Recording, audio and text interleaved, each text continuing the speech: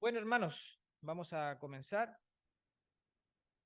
Es difícil salir de estar cantando un trend, un silbato, a pasar adelante. Es como difícil a veces desconectarse y tomar bien lo que el Señor nos quiere en su palabra, pero el Señor así lo ha querido.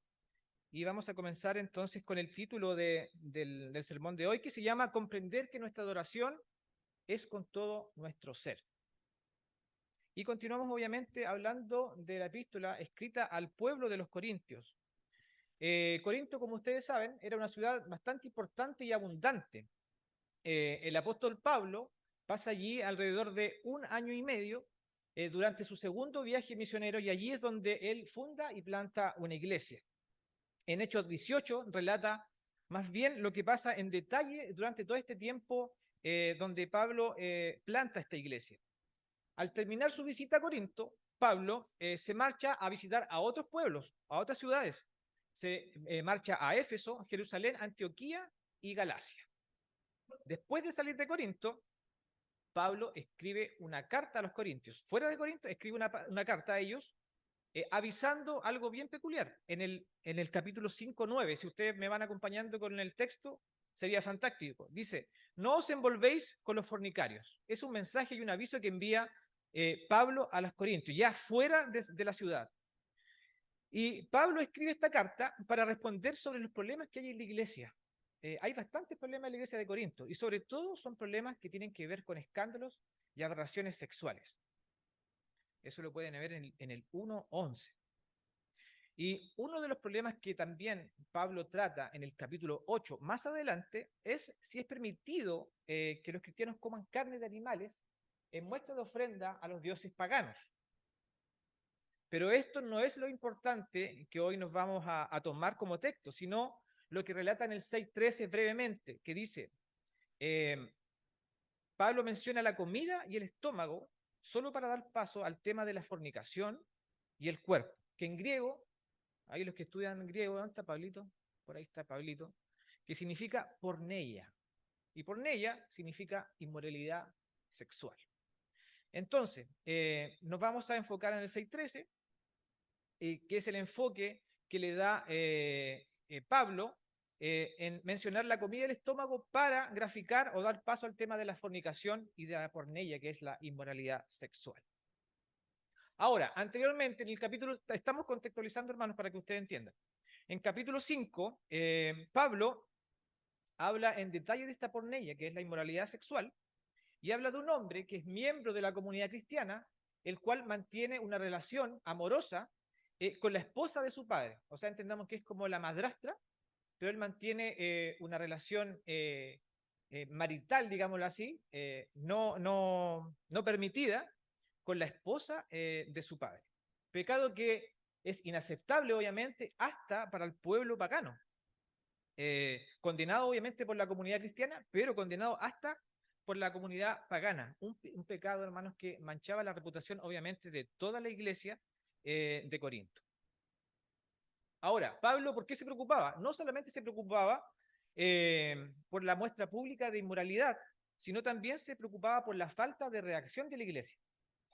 La iglesia hacía caso omiso, se lavaba las manos, digámoslo así, y no había ningún trabajo de la iglesia en relación a esto, en tratar estos problemas. Entonces, como no había esta reacción, se veía que la iglesia ignoraba el problema. Y aconseja Pablo en el 5:2 echar a este hombre de su congregación. Dijo, limpiad pues la vieja levadura para que seáis nueva masa. Eso en el capítulo 5:7, queriendo decir que la iglesia debe ser pura y libre de inmoralidad. Eso es para contextualizar más o menos, hermanos, en lo que vamos a tratar hoy. Después en el 6:1, el 1 al 11, que ustedes ya pudieron leer, Pablo pasa a hablar de un tema que al inicio no parece relacionado con la inmoralidad sexual, que se discutirá en el punto número 2, que hoy veremos, del 6 del 12 al 20, y rompe esta continuidad de hablar de los problemas sexuales o de las inmoralidades y inserta otra temática que tiene que ver con la preocupación sobre las denuncias entre los creyentes, o sea, entre los problemas de los creyentes. no necesariamente inmoralidades sexuales. Y comenzamos entonces, hermanos, en el tema de hoy, con el primer punto, lo malo de resolver los problemas como el mundo. Primera de Corintios 6, del 1 al 8 y del 8 al 12. Les pido que puedan tomar ese texto y también lo puedan tener a mano. Vamos a tomar un poquito de agua.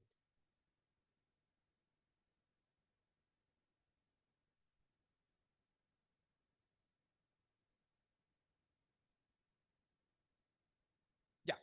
Entonces, esta muestra, hermanos, pública de fallos en general de la iglesia, dañaba la reputación en los corazones de los que aún no conocían a Cristo. Entonces, esto hacía más difícil que la iglesia pudiese ganar almas para Cristo o que pudiesen conocerle un poco más. Porque, obviamente, había un mal obrar de la iglesia. Y Pablo pregunta en el 6:5, pues, ¿que no hay entre vosotros sabio ni aún uno que pueda juzgar entre sus hermanos?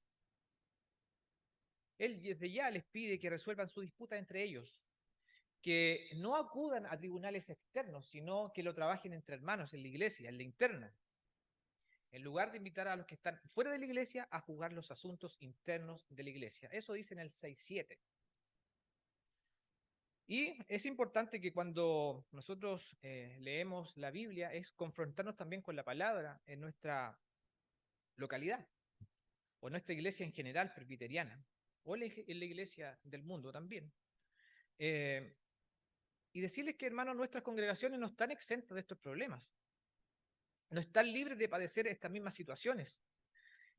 A menudo, hermanos, por motivos de nuestro pecado, de nuestro mal obrar, podemos llegar a dañar a muchos hermanos en diferentes situaciones de la vida, porque tenemos diferencias, porque no nos gusta algo, o simplemente porque no opina lo mismo que yo, no es de la misma área política que yo, no tiene el mismo pensamiento que yo, y donde es más importante mi integridad personal que la integridad de la congregación o de la comunidad donde yo habito o donde yo me relaciono.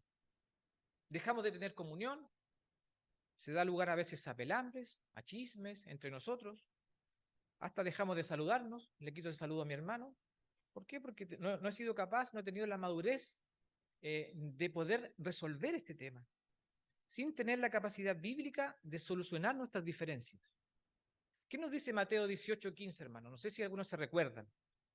Mateo 18:15 nos da algunas señales de cómo solucionar yo mis problemas con el hermano que pienso que me ha dañado. ¿Y qué nos dice Mateo 18? Mateo 18 nos dice que acudamos a mi hermano, hablemos con él, que podamos conversar nuestros problemas, lleguemos a un acuerdo.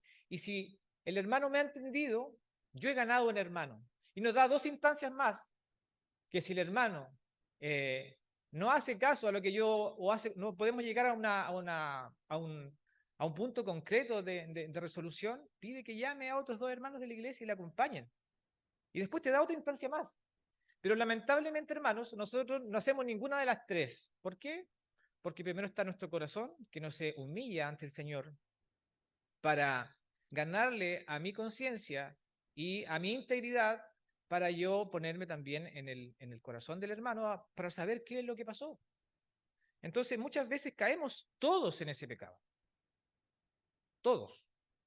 Entonces, la invitación es de ya, hermano. Si usted tiene un problema con el hermano, acuda a su hermano. No le raje la hoja a Mateo 18. Disculpe la forma en que lo digo, pero a veces sacamos porciones de la Biblia para para nuestra integridad y para en realidad decir, bueno, dejémoslo así nomás.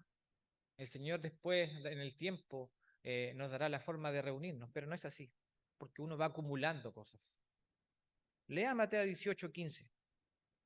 Entonces, hermanos, mientras que en el capítulo 6, 1:11, trata un tema distinto a la inmoralidad sexual, sí es una extensión de lo que el Señor relata en el capítulo 5, 12, 13, donde dice que miembros de la iglesia deben juzgar las disputas e inmoralidades de su propia congregación. No solo inmoralidades, sino también disputas.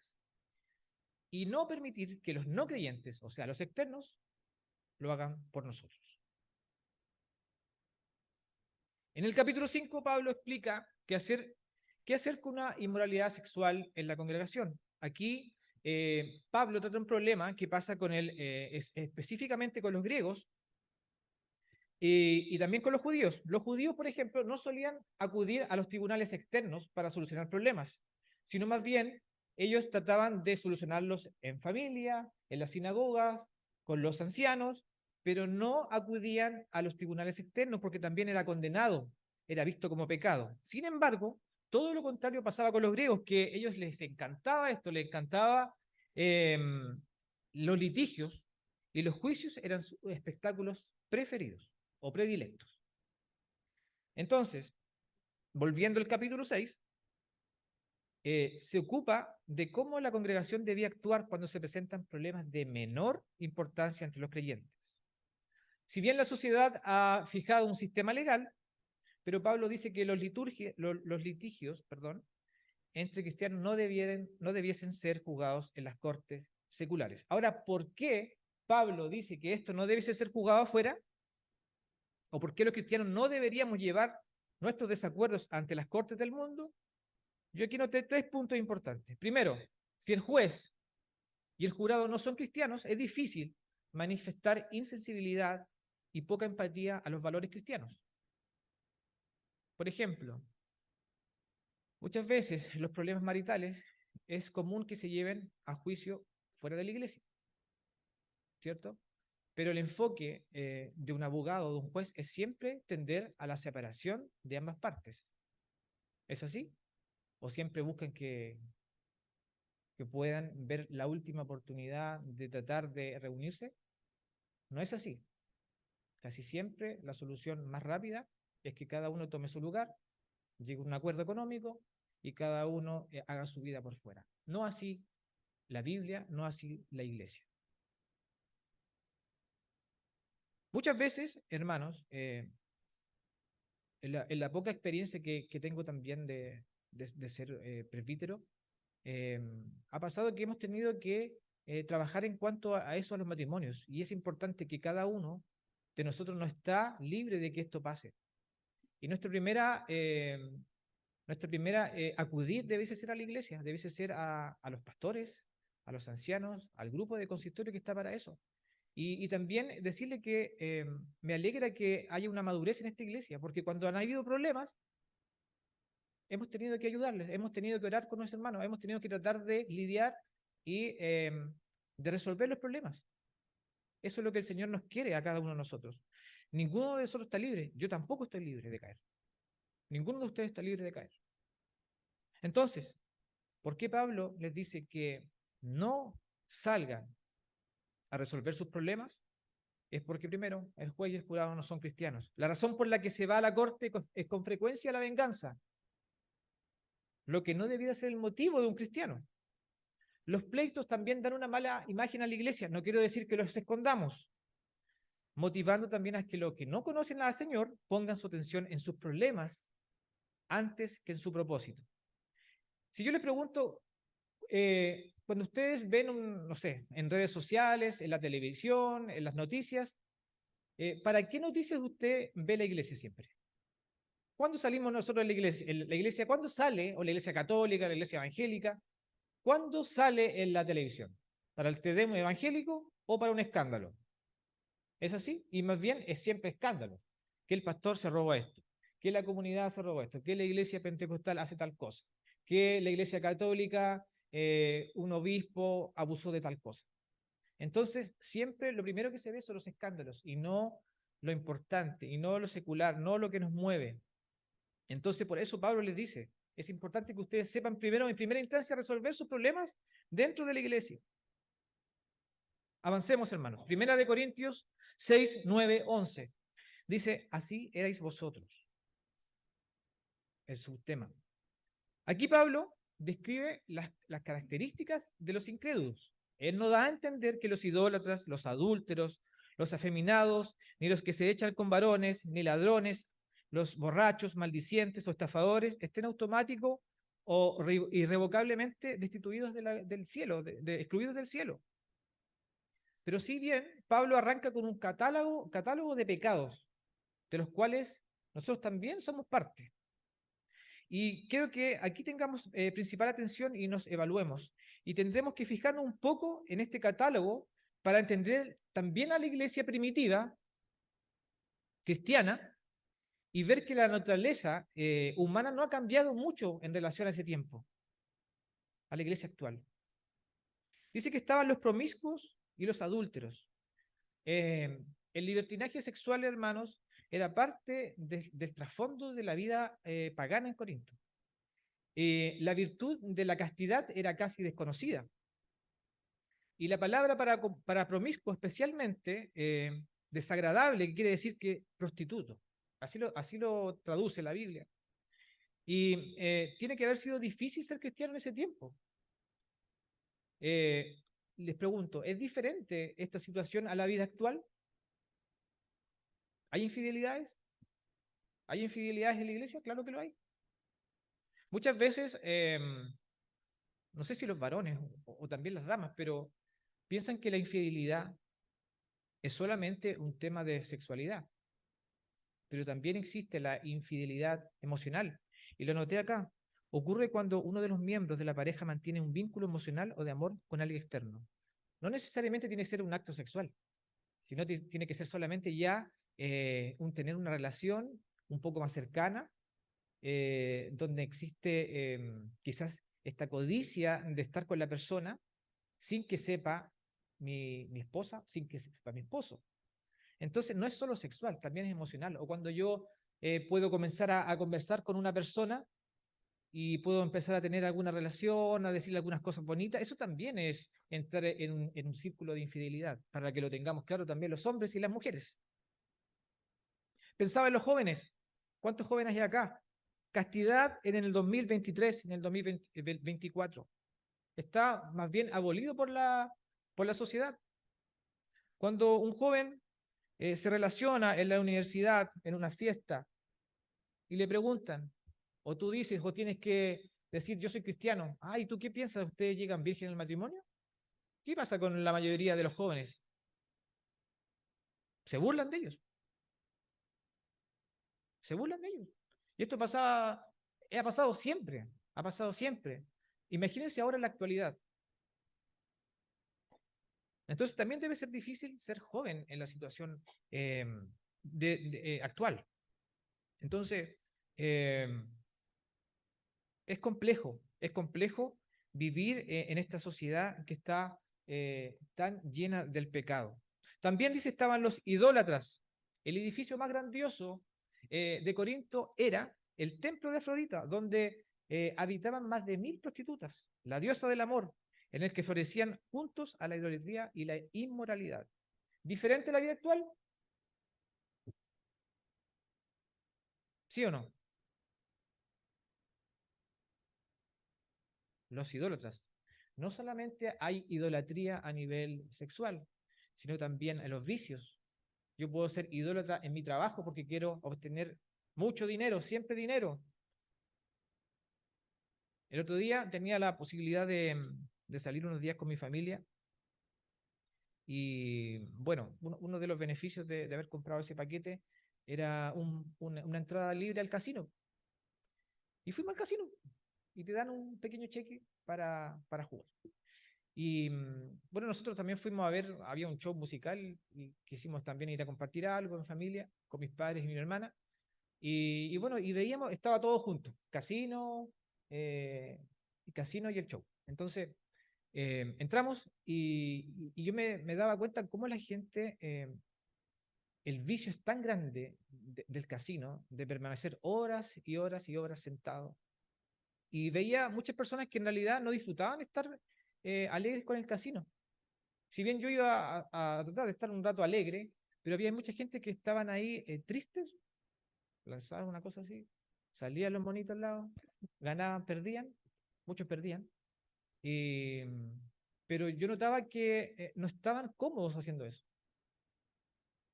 Era como parte de su vida, era como parte también de quizás escapar de otros problemas, de otros vicios.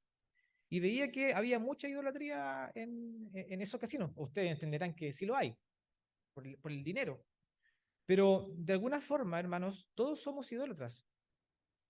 Al no poner prioridad a Cristo, al no poner prioridad en nuestras actividades en relación a la iglesia, también somos idólatras en algún momento. En el dinero, en el vicio, hasta en la familia. Estaban los sensuales, dice más adelante. La palabra malacos designa a los que son amanerados y afeminados, que se han perdido la habilidad y viven para los placeres rebuscados. ¿Diferente a la vida actual? Tampoco. Ya es común, antes no era común. Por ejemplo, si uno iba a un parque o iba paseando por algún lugar, no era común ver a familias homoparentales. Ahora ya es más común, uno puede ver que dos señoritas pueden ir tomadas de la mano, pueden tener muestras de caricias y uno ya quizás lo ha hecho un poco más, lo ha internalizado y lo entiende y lo ve y lo respeta. No estoy diciendo que tenemos que decir, oye, no, no. Pero pasa y uno lo ha internalizado y ya es más común en nuestra vida. Entonces estaban los sensuales, dice también. Estaban los ladrones y los bandidos. Era una maldición en el mundo antiguo. Era fácil robar casas de entonces, porque quizás no había tanto como ahora, que hay más resguardo, hay alarmas y de todo. Y los ladrones frecuentaban especialmente los gimnasios y los baños, donde ¿qué hacían? Robaban ropa. Lo que más robaban, dice, que era ropa, a los que estaban obviamente bañando o ejercitando.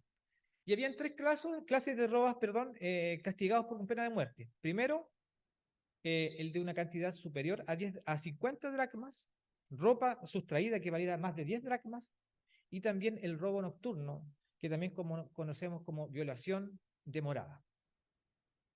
Y los cristianos, perdón, vivían en medio de todo eso, de una población acostumbrada al hurto y al fraude indiscriminado. Diferente a la vida actual. Fíjense que la delincuencia, estaba buscando ahí un índice, la delincuencia juvenil aumentó en un 45% dentro de los últimos 2 años. Y tenemos un equipo de importantes de mecheros en Europa. Somos el país que más exportamos mecheros a Europa. Fíjese, en algo ganamos, en algo somos buenos. Si usted ve las noticias, siempre los mecheros son chilenos. No son peruanos, no son argentinos, son chilenos. Entonces, avanzando, estaban también los estafadores, dice. Describe que los griegos definían como el espíritu que siempre se esfuerza por conseguir más y apoderarse de los que no le corresponde por derecho. Diferente a la vida actual, tampoco, hermanos. Lamentablemente la política se llena de estos estafadores. Los puestos, las licitaciones, el último caso que ustedes han visto en la tele, el caso lencería que lo llaman. Entonces, a diario vamos viendo que el mundo está corrompido. Y dejando para el final el pecado contra la naturaleza, los homosexuales. Esta condición, hermanos, se había extendido como una plaga en toda Grecia y había invadido Roma. Por ejemplo, no sé si ustedes conocen el banquete de Platón, donde nace la frase del amor platónico. Este amor que se refiere a esta clase de amor, que es obviamente vertido en la homosexualidad. Por aquel tiempo, Nerón era el emperador y Nerón se había apoderado de un chico llamado Esporo, o Esporo, no sé cómo se pronuncia, al cual había castrado y lo había convertido en su esposa. Y anteriormente había matado a su esposa, porque su esposa la había matado a patadas, porque su esposa obviamente no le había hecho caso a sus peticiones placenteras. Entonces, eh, el mundo también estaba corrompido en ese tiempo. Y dice que Nerón lo había conducido y había tenido una ceremonia completa y le había conducido en procesión a su palacio para tenerlo como esposa. O sea, tomó a un niño, le cortó sus genitales y lo tomó como esposo. Una adoración increíble de aquel tiempo. Los cristianos, hermanos, venimos de todos trasfondos, incluidos algunos de los mencionados y también nosotros. Y aún podemos, o no, estar luchando con esta clase de pecados. Ahora, Pero no debemos continuar con estas prácticas. ¿Qué nos dice en el 6:11? Pablo establece con claridad que aún aquellos que pecan en las formas mencionadas pueden lograr que sus vidas sean cambiadas por Cristo. ¿Usted lo cree así? Sin embargo, existen aquellos que dicen ser cristianos y persisten en estas prácticas, o persistimos en estas prácticas, deliberadamente. Ahora debemos entender que cuando el Señor toca nuestros corazones, el verdadero cristiano, hermano, tiene un proceso de regeneración constante. Si bien tenemos un proceso de lucha constante, siempre vamos avanzando, porque el Señor primero nos llama, ¿cierto? Nos justifica, nos santifica, y en ese proceso nosotros vamos moldeando nuestra vida, moldeando nuestro carácter, moldeando y dejando atrás todos nuestros pecados. Entonces, el verdadero cristiano tiene un proceso de regeneración constante. Y tales personas, hermanos, que estén o estemos cayendo en algún problema ya mencionado, necesitamos examinarnos para ver si realmente seguimos a Cristo o si realmente estamos en este proceso de regeneración. En el capítulo 6, 9, 11, en una sociedad permisiva, hermanos, es fácil que los cristianos pasemos por alto o toleremos o califiquemos algunas conductas como buenas o pecados que son menos importantes que otros. Por ejemplo, la avaricia y la borrachera. ¿Son pecados escandalosos? A veces no son tan escandalosos. Mientras no resistimos otras como la homosexualidad y el hurto y condenamos uno más que otro. No debemos participar en el pecado o anularnos de ninguna manera, ni ser selectivos acerca de qué condenar y qué perdonar. Muchas veces la iglesia ha caído en esto, donde quizás el pecado de la borrachera no es tan importante o no se trata tan importante como otro pecado, como la infidelidad, por ejemplo, donde el hermano es más indicado que el otro.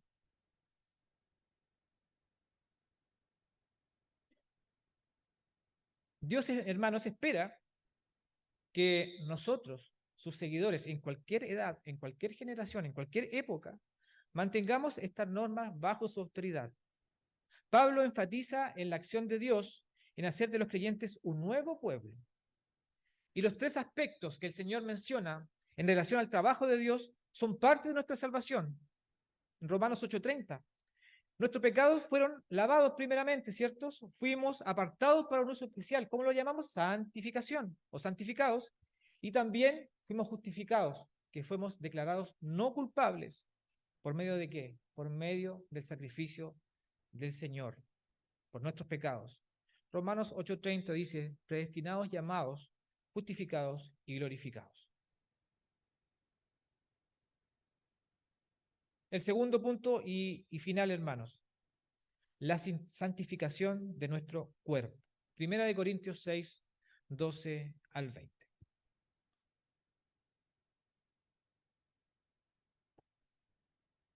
Dice el Señor, todas las cosas me son lícitas, mas no todas convienen. Todas las cosas me son lícitas, mas yo no me dejaré dominar de ninguna. En el versículo 12a, eruditos suelen pensar que esta frase fue tomada como un eslogan dentro del pueblo, para los cristianos en Corinto, un eslogan para excusarse de todas las impurezas, de todo su comportamiento inmoral. Cuando Pablo usa las palabras lícitas, se refiere a la ley judía, a la ley del Torá, la cual, donde Jesús declaró que no había venido a abolir la ley, sino, ni los profetas tampoco, sino que había venido para cumplir la ley. Eso lo menciona en el 5:17, que había venido para acercar a la gente a la voluntad del Señor. En el 6:12, aparentemente la iglesia citaba con frecuencia todo ilícito y lo usaba en forma errónea, sino para justificar, como le dije ya, sus pecados. Algunos cristianos en Corinto se excusaban de sus pecados al decir que Cristo había perdonado sus pecados y por eso ya estaban salvos, que poseían libertad para hacer alguna actividad completa, para vivir como quisieran, y dos, que lo que hacían no estaba prohibido estrictamente por la palabra del Señor o por las escrituras. Y Pablo contesta a estas excusas. En uno dice, el hecho de que Cristo perdonara los pecados no nos da libertad para hacer lo que sabemos que está mal. El Nuevo Testamento prohíbe claramente de manera específica muchos pecados y también lo hace originalmente en el Antiguo Testamento, en Romanos 12:9 al 21 y en Romanos 13 del 8 al 10. Algunas acciones no son pecaminosas en sí mismas, pero sí no son apropiadas porque pueden llegar a la dependencia, pueden llegar a controlar nuestras vidas y apartarnos de Dios. Y tres, cualquier cosa que hagamos y que lastime antes que ser de ayuda a nuestro hermano, a nuestro par, es incorrecta. 6, 12, 13. Desprecios, injurias, comentarios, falta de valentía en poder solucionar diferencias son las que a veces problemas que nos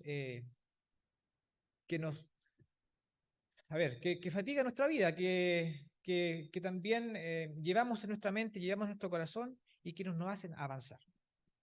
Muchas de las religiones, hermanos, en la actualidad piensan que solo el alma es importante, pero no lo físico, o que el cuerpo no lo es.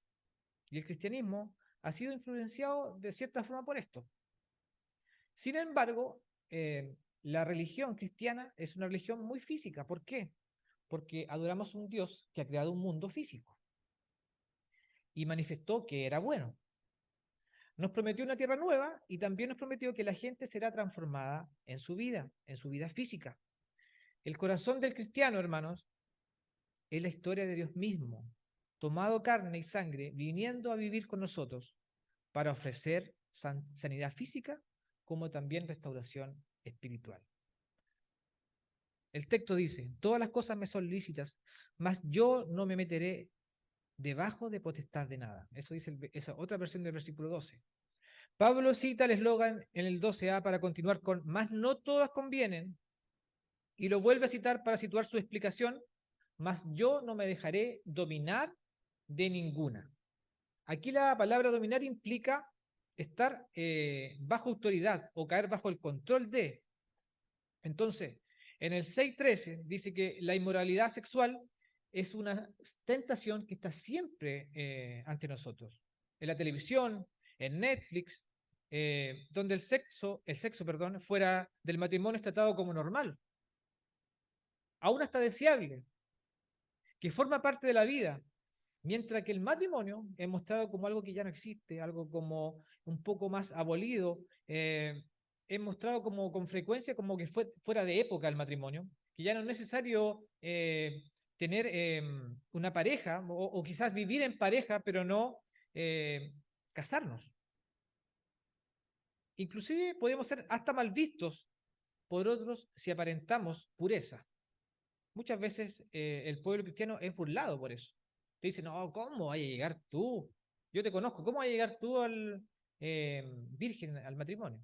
Ya no se puede eso. Pero jóvenes, sí se puede. Hermanos solteros, sí se puede. ¿Cómo se puede? La única forma de poder es entender que el Señor vive en nuestro cuerpo. El Señor es dueño de nuestro cuerpo. Y la cercanía con Él nos va a ayudar a estar fuertes cuando venga la tentación. Nadie, hermanos, ninguno de nosotros debería despreciar el poder del pecado sexual. El pecado sexual, hermano, ha destruido incontables vidas, incontables familias, incontables, incluso, naciones. Y Dios quiere protegernos de esto, del daño que podemos causarnos a nosotros mismos, a nuestras esposas, a nuestros esposos, a nuestros hijos y a nuestras familias. Y es por eso que el Señor nos promete llenarnos de ¿qué? Llenarnos de amor en cuando estemos solos, en nuestros deseos. Muchas veces nos vemos solos, hombres, mujeres, jóvenes. Esta enseñanza, hermanos, en el versículo 15 y 17, acerca del pecado sexual y la prostitución, fue especialmente para la iglesia y fue importante para la iglesia en Corinto, porque el templo de la diosa Afrodita estaba en esa ciudad y, como les decía anteriormente, empleaba a más de 1000 prostitutas. Y el sexo era el ritual más importante de aquel entonces. Y Pablo es claro en decir que los cristianos deben apartarse del pecado sexual, aunque sea aceptable y popular en nuestra actualidad. Y nos dice, huir de la fornicación. Primera de Corintios 6, 18 al 20, para ir terminando, hermanos. Dice así, huid de la fornicación. Cualquier otro pecado que el hombre cometa está fuera del cuerpo, mas el que fornica contra su propio cuerpo peca. 19. ¿O ignoráis que vuestro cuerpo es templo del Espíritu Santo, el cual está en vosotros, el cual tenéis de Dios, y que no sois vuestros? 20. Porque habéis sido comprados por precio, glorificad pues a Dios en vuestro cuerpo y en vuestro espíritu, las cuales son de Dios. Fornicación, relación sexual fuera del matrimonio. En la Biblia se usa para incluir todo tipo de pecado sexual, por ejemplo, la pornografía, el homosexualismo, el lesbianismo y todo tipo de aberración. Y nos dice, huid de la fornicación en el 18. La palabra peugo a menudo se traduce como escapar, huid, peugo, escapar. Pablo le dice a los creyentes, a los cristianos, que deben correr en dirección opuesta cuando las prostitutas se acercan o cuando un amigo, cuando un conocido nos dice, sugiere visitarlas. Y más adelante Pablo utilizará el mismo consejo para los ídolos, donde dice huir también de la idolatría en el capítulo 10. Muchas veces ha sido tema de conversación, pero que tampoco lo podemos poner mucho cuando predicamos porque nos había dado la oportunidad, pero sí con los jóvenes se habla mucho del tema de la masturbación. No solo con los jóvenes, sino también con los varones.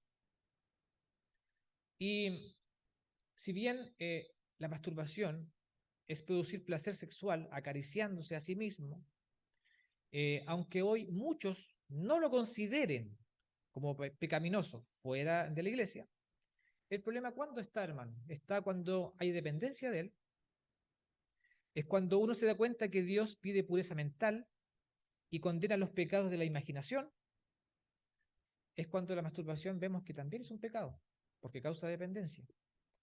La masturbación es producto de crear una fantasía sexual en la imaginación. Y esa fantasía sexual puede ser imaginada con cualquier persona. Y en este sentido, se trata de pensamientos impuros que debemos considerarlos pecaminosos. 6, 19, 20. ¿Qué quiere decir Pablo cuando manifiesta que nuestros cuerpos pertenecen a Dios? Muchos hermanos dicen, o muchos no creyentes dicen que tienen el derecho de hacer con sus cuerpos lo que les plazca, lo que quieran. Aunque piensen que eso es libertad, no son sino esclavos de sus deseos, o somos esclavos de nuestros deseos. Cuando decimos, hermanos, seguir a Cristo, es el Espíritu Santo que viene en nuestras vidas y vive en nosotros. Por lo tanto, dejamos de ser dueños de nuestros cuerpos. Dice comprados por precio. Se refiere a un esclavo que ha sido comprado en una subasta. Por ejemplo, una pequeña comparación. Si usted vive en un edificio ajeno, procura no violar las normas de ese edificio establecidas en dicho lugar. Asimismo, como el cuerpo que pertenece a Cristo, no debe violar sus normas en su diario vivir. Las conclusiones finales, hermanos. 1. Pablo insiste en que, aunque un cristiano es libre para actuar con independencia, no debe dejarse dominar por nada. El gran hecho de la fe cristiana es que Cristo nos hace libres. Es tan fácil dejar que los hábitos nos esclavicen, hermanos, pero Dios nos acompaña y nos permite dominarlos. Evaluemos nuestro corazón y nuestras prácticas. A menudo se dice, haré lo que quiera, cuando uno se refiere a un hábito o una pasión que le tiene esclavizado. Pero cuando nosotros tenemos a Cristo en nuestro corazón, podemos decir, haré lo que quiera y no daré lugar a las cosas que me tienen en su poder. Practiquemos y tomemos esta conducta como un eslogan en nuestras vidas. Pablo insiste en que nuestros cuerpos no nos pertenecen a nosotros mismos, sino a Cristo. El cristiano, hermano, considera no sus derechos, sino sus deberes. No puede hacer lo que quiera sencillamente porque no se pertenece a sí mismo, sino hacer lo que Cristo quiere, porque Él fue quien compró el precio de su sangre en nuestras vidas. Queridos hermanos, Dios siga fortaleciendo nuestras vidas. Dios siga fortaleciendo nuestra relación con Cristo en todas nuestras áreas de la vida, entendiendo que somos un cuerpo, entendiendo que por lo mismo debemos y tenemos la responsabilidad de resolver nuestros problemas bajo la autoridad y bajo la tutela de nuestro Señor. Así también, hermanos, cuidémonos de las tentaciones de la carne. que son lamentablemente, hacen daño tanto en esta sociedad, corrompida por el pecado, donde ninguno de nosotros está eximido de caer, hermano. El Señor hoy nos ha llevado a reflexionar en un problema que muchas veces nos son hablados, que son las inmoralidades sexuales. Ninguno de nosotros, hermanos, como les dije, está exento, ninguno está libre de caer. Ahora, lo importante es que el Señor nos sustenta en todo esto. Y somos nosotros, su pueblo, somos nosotros, los hermanos, los cuales debemos entregar amor cuando el hermano caiga. No debemos apuntarlo, sino debemos tomarlo, debemos ayudarlo, debemos orar por él, debemos acompañarlo, aconsejarlo y tratar de que también el Señor, si es así su voluntad, pueda restaurar su matrimonio. También, hermanos, dejemos nuestras peleas individuales en las manos del Señor. Basta de esto. El Señor quiere que la iglesia avance y no retroceda. Y es por eso que hoy también el Señor nos llama a esto. Por algo el Señor puso 1 Corintios o toda la epístola a tratar. Entonces, agradecemos primeramente al Señor porque hemos podido escucharle, hemos podido tener un tiempo de reflexión. Les invito a que podamos orar para terminar también en el sermón de hoy. Le invito a que se pongan de pie.